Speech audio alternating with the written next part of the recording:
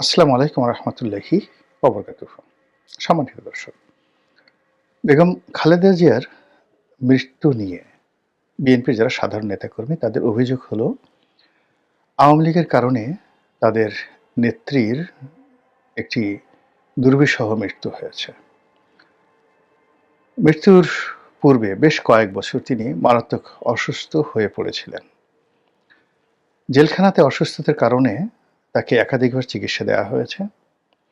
তখন বিএনপির পক্ষ থেকে দাবি করা ছিল যে তিনি দেশের বাইরে চিকিৎসা করতে গেলে তো উম তাকে যাকে বলা হয় উন্নত চিকিৎসার জন্য বিদেশে পাঠানো হোক। আর তাকে যদি বিদেশে পাঠানো হয় তাহলে তিনি সুস্থ হয়ে ফিরবেন। তো ওই সময়ে তার এই চিকিৎসা নিয়ে সরকার রাজনীতি করেছে, এতে কোনো সন্দেহ নেই। এখন মূল ব্যাপারটা হলো তার যে রোগগুলো ছিল, সেই রোগগুলো নিয়ে আমি কিছু কথাবার্তা বলব। সেখানে হয়তো তাকে বারবার যদি সিঙ্গাপুরে পাঠানো হতো, ইংল্যান্ডে পাঠানো হতো, আমেরিকাতে পাঠানো হতো, এটা যাকে বলা হয় বিএনপির একটা মানসিক স্বস্তি হতো। কিন্তু যে দুটো রোগ দ্বারা তিনি রোগাক্রান্ত ছিলেন, একটা হলো আর্থ্রাইটিস, বাতের রোগ। আরেকটি হলো তার লিভার সিরোসিস, লিভারের একটা বিরাট অংশ নষ্ট হয়ে গিয়েছিল যকৃতের। তো এই দুটো রোগই চিকিৎসার বাইরে। যখন আপনার শরীরে খুব আর্থ্রাইটিস অনেকগুলো, গিঁটে বাত আছে, তারপর গাউট আছে, মানে যেটাকে বলা হয় ইউরিক অ্যাসিড আছে, এরকম অনেকগুলো মানে বাত। তো তার সেই বাতের মধ্যে হাঁটুতে, তার যে হাঁটুতে একাধিকবার অস্ত্রোপচার করা হয়েছে। তো হাঁটুর সেই সমস্যাটা দীর্ঘদিন ধরে ছিল। বেগম জিয়ার হাঁটুতে সমস্যা ছিল, এর বাইরে অন্যান্য রোগ। তো এই রোগগুলো থেরাপি দেওয়া যেত, চিকিৎসা করা যেত। হয়তো ৬ মাস ভালো থাকতেন, আবার তিনি অসুস্থ হয়ে পড়তেন। আর তিনি যথেষ্ট নিজে ব্যক্তিগত জীবনে স্বাস্থ্য সচেতন ছিলেন, পরিমিত আহার করতেন এবং যাকে বলা হয় নিজেকে ভালো রাখার জন্য যা, যা করা দরকার সব ব্যাপারে তিনি সেই নিজে সচেষ্ট ছিলেন। আর যথেষ্ট পরিশ্রমী আ সেই অসুস্থ শরীর নিয়েও তিনি আ সবসময় একেবারে শেষ দিন পর্যন্ত, জেলে যাওয়ার আগ পর্যন্ত তিনি কিন্তু সারা বাংলাদেশ চষে বেড়িয়েছেন। সেই আর্থ্রাইটিসের রোগ নিয়ে, হাঁটুতে ব্যথা নিয়ে গাড়িতে করে তিনি সারা বাংলাদেশ চষে বেড়িয়েছেন। তো তার শরীরটি অত্যন্ত পরিশ্রমী শরীর। তো সেই পরিশ্রমী শরীর নিয়ে তিনি যখন জেলে গেলেন, এই জেলে যাওয়ার বিষয়টি বিএনপির লোকজন কল্পনাই করতে পারেনি। বাংলাদেশে বেগম জিয়াকে জেলে নেওয়া হবে এবং তিনি দীর্ঘদিন জেলে থাকবে, এই পুরো জিনিসটি আ বিএনপির যারা লোকজন আছে তারা মেনে নিতে পারেনি, কল্পনাও করতে পারেনি। ফলে এটা ছিল বিএনপির জন্য একটা বিরাট ধাক্কা। দ্বিতীয়ত, জেলে নেয়ার পর সরকারও সাহস পেয়ে গেল। সরকার কিন্তু ১ম বুঝতে পারেনি যে এত সহজে তাকে জেলে নিতে পারবে বা জেলে রাখতে পারবে। কিন্তু সরকার যখন আরাম পেয়ে গেল তাকে জেলে রাখার, এবং এটা যেকোনো রাজনৈতিক সরকারই, যেমন এখন দেখুন ইমরান খানকে জেলে রাখা হয়েছে। এর কারণ হলো যে বেগম জিয়ার যে জনপ্রিয়তা এবং তার যে ইফেক্টিভনেস, তার দলের যে সাংগঠনিক ক্ষমতা, সেক্ষেত্রে আওয়ামী লীগের জন্য এটা একটা বিরাট হুমকি, ব্যাপক হুমকি। ২০১৪ সনের আগে, নির্বাচনের আগে যে সহিংসতা শুরু হয়েছিল, সরকার তো বলতে গেলে 99% পড়েই গিয়েছিল। এবং ওই সময়টিতে যদি বেগম জিয়া মানে বিদেশিদের পরামর্শে তিনি আন্দোলনটাকে স্থগিত করেছিলেন। ১ম যেটা বিনা প্রতিদ্বন্দ্বিতার নির্বাচনে হলো। যদি আন্দোলনটা তিনি স্থগিত না করতেন, সরকার নির্বাচনের পরে ১৫ দিনও ক্ষমতায় টিকতে পারত না। কিন্তু ইট ওয়াজ এ মিস্টেক। আবার তার পরের বছর অর্থাৎ ২০১৬ সনের দিকে এসে আবার যে তিনি কন্টিনিউয়াসলি অবরোধ দিলেন, সেটাও কিন্তু সরকারকে যথেষ্ট মানে বিপদের মধ্যে ফেলে দিয়েছিল। ফলে সরকার যখন বেগম জিয়াকে জেলে নিয়ে গেল, তারা মনে করল যে এটা একটা বিরাট স্বস্তি, এবং সেই স্বস্তির জায়গাটিকে উপভোগ করার জন্য বিএনপিকে নিয়ে আওয়ামী লীগ নানাভাবে খেলেছে। এবং খেলতে, খেলতে একটা সময় যখন বিএনপি আসলে দুর্বল হয়ে গেল, অসহায় হয়ে গেল, তখন তারা শুরু করলো রীতিমতো টিটকারি, বদমাইশি। এবং অবমাননাকর কথাবার্তা বিএনপির নেত্রীকে উদ্দেশ্য করে, দলকে উদ্দেশ্য করে প্রতিনিয়তই আওয়ামী লীগের পক্ষ থেকে নানা রকম যাকে বলা হয় অবমাননাকর কথা বলা হতো। তারা আন্দোলন করতে পারে না, তারপরে এটা করতে পারে না, ওটা করতে পারে না, ইত্যাদি নানা রকম উস্কানিমূলক কথাবার্তা। অন্যদিকে বেগম জিয়ার যখন চিকিৎসার বিষয়টি এলো, তখন সরকার এটা নিয়ে বার্গেনিং শুরু করলো যে ঠিক আছে চিকিৎসা করতে পাঠাবো, সেক্ষেত্রে প্যারোলে মুক্তি নিতে হবে, অথবা সেখানে ওই রাষ্ট্রপতির কাছে ক্ষমা প্রার্থনা করতে হবে। এখন এই বিষয়গুলোর আইনগত অনেক ব্যাখ্যা আছে, কিন্তু এগুলো মানে একজন জাতীয় নেত্রী বেগম জিয়ার জন্য এটা খুব অবমাননাকর ছিল। এই কাজটি আওয়ামী লীগ করেছে। আবার পরবর্তীতে দেখা গেল যে বেগম জিয়ার যে পরিবার, সেই পরিবারের সঙ্গে শেখ হাসিনার একটা ভালো সম্পর্ক হয় এবং তার প্রেক্ষিতে প্রধানমন্ত্রীর যে স্পেশাল এক্সিকিউটিভ পাওয়ার রয়েছে বা সরকারের যে এক্সিকিউটিভ পাওয়ার রয়েছে, সেই এক্সিকিউটিভ পাওয়ারের ভিত্তিতে বেগম জিয়াকে সেই প্যারোলে মুক্তি দিয়ে তাকে মানে জেলখানার বাইরে তার বাড়িতে থাকার অনুমতি দেওয়া হয়। তো এই কাজটি সরকার করেছে, কিন্তু মানে বিএনপি এটাকে কৃতজ্ঞতা জানাতে পারেনি বা বিএনপির নেতাকর্মীরা মানতে পারেনি। এর কারণ হলো যে সময়টি তিনি জেলখানাতে ছিলেন, এই সময়টিতে আওয়ামী লীগের লোকজন এত নেতিবাচক কথাবার্তা বলেছে, সেই কথাবার্তার কারণে শেখ হাসিনা যে তাকে একটা স্পেশাল অর্ডার দিয়ে তাকে বাইরে রাখার ব্যবস্থা করেছেন, এই কাজটির ইতিবাচক দিকটি কাউন্ট করার মতো অবস্থা ছিল না, এত খোঁজাখুঁজি করা হয়েছে।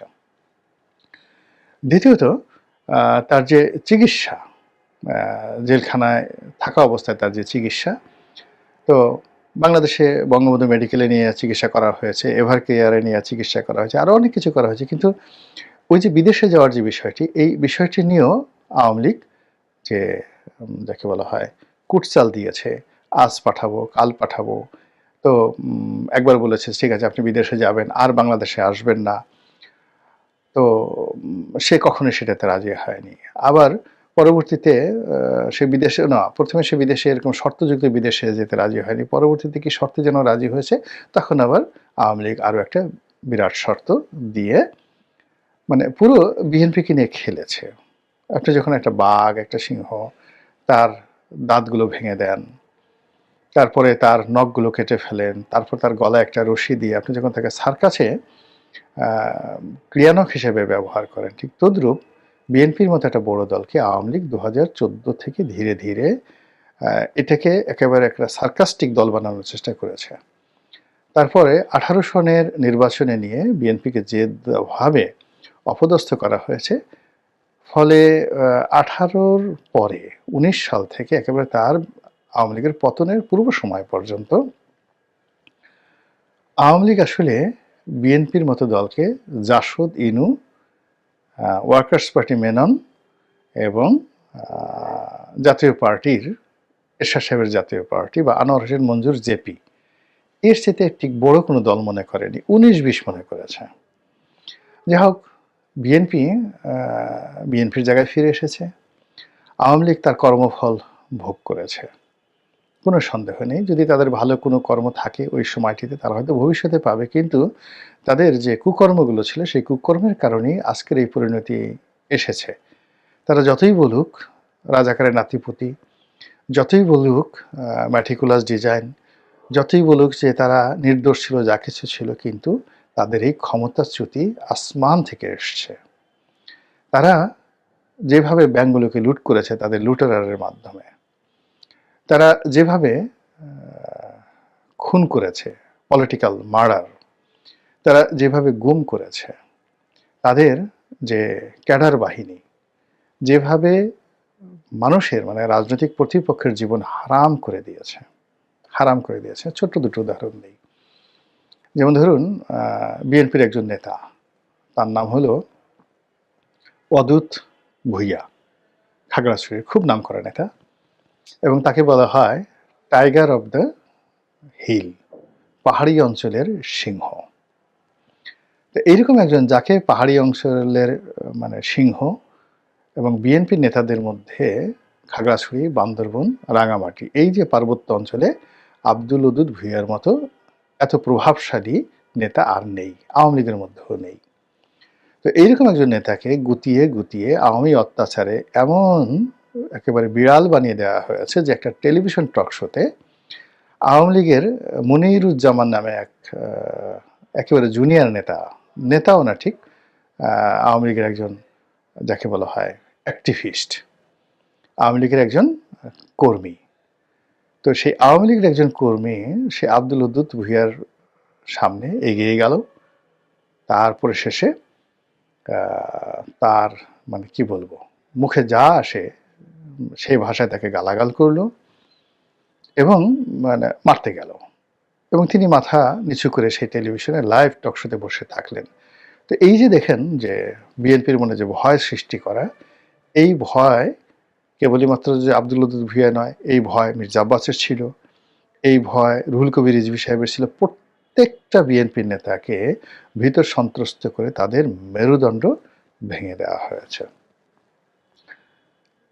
এখন কি হলো যে এই যে পরিবর্তিত পরিস্থিতিতে এই মুহূর্তে আওয়ামী লীগের জন্য সবচেয়ে বড় ভ্যানগার্ড থাকতে পারতো, হতে পারতো বিএনপি, যদি তাদের সেই পলিটিক্যাল ব্যাকবোনটা আওয়ামী লীগ অক্ষত রাখত। আজকে যে দক্ষিণপন্থী গ্রুপগুলোর বাড়াবাড়ি, আজকে আওয়ামী লীগের বিরুদ্ধে যে মব হচ্ছে, যে ধরনের প্রচার এবং প্রোপাগান্ডা হচ্ছে, তার বিরুদ্ধে রুখে দাঁড়ানোর ক্ষমতা বাংলাদেশে কেবল ছিল বিএনপির। কিন্তু ওই যে বিএনপির যে ভয় আতঙ্ক, 15টি বছর ধরে বিএনপিকে যেভাবে নিঃস্ব রিক্ত করে দেওয়া হয়েছে, তাদের আর দেওয়ার মতো কিছু নাই। ফলে এই পরিবর্তিত সময় তারা একবার ডক্টর ইউনূসকে ভয় পাচ্ছেন, একবার তার প্রেস সেক্রেটারিকে ভয় পাচ্ছেন, একবার আলী রিয়াজকে ভয় পাচ্ছেন, এমনকি বদিউল আলম মজুমদারের ভয় তারা থরথর করে কাঁপছেন।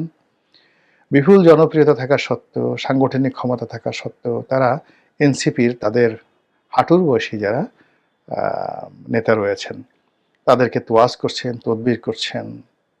তারপরে প্রশাসনে যে সকল কর্মকর্তা আছেন তাদেরকে তোয়াজ তদবির করছেন।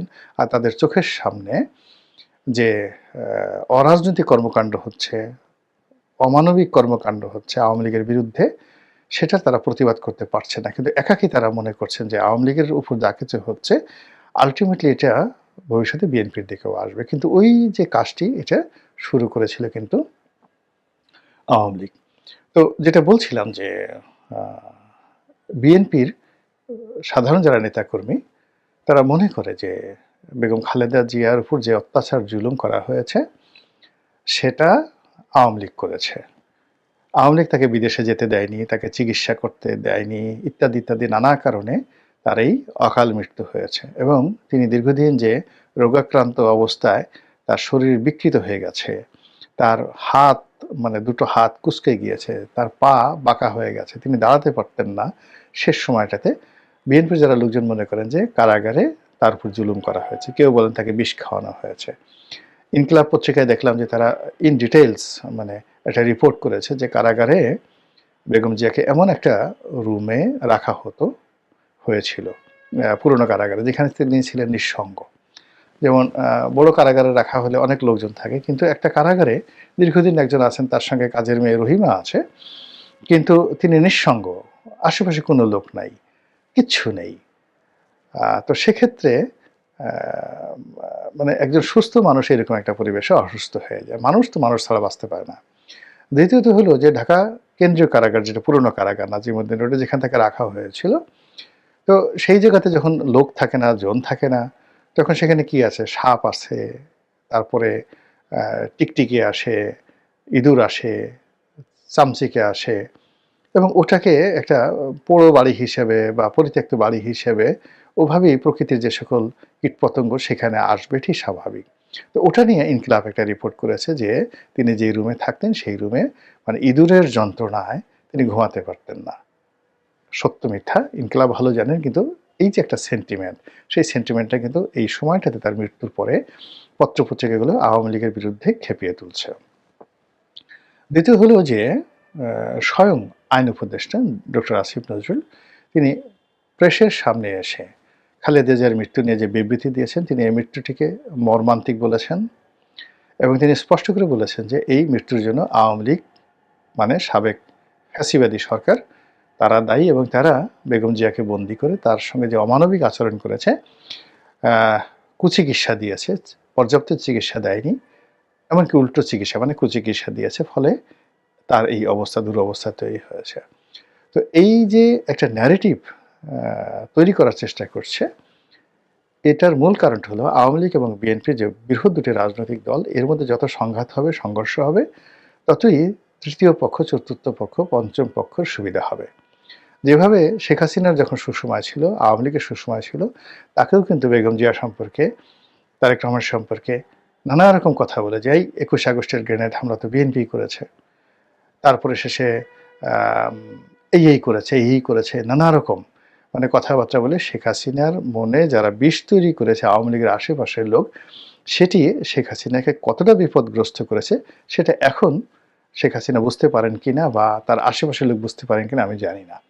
একই ভাবে এখন যারা বিএনপির কর্তা ব্যক্তি রয়েছেন তাদের মধ্যে আওয়ামী বিরোধী বিষ ছড়ানোর জন্য অবাস্তব কতগুলো কথা, মিথ্যা কতগুলো কথা বা সত্য কথা কিন্তু এই মুহূর্তে সেগুলো প্রযোজ্য নয়, সেগুলো এনে পুরনো বিষটিকে আরও উগড়ে দেওয়ার যে চেষ্টা আমাদের সমাজে করছে, এটার মূল কারণ হলো বিরাজনীতিকরণ।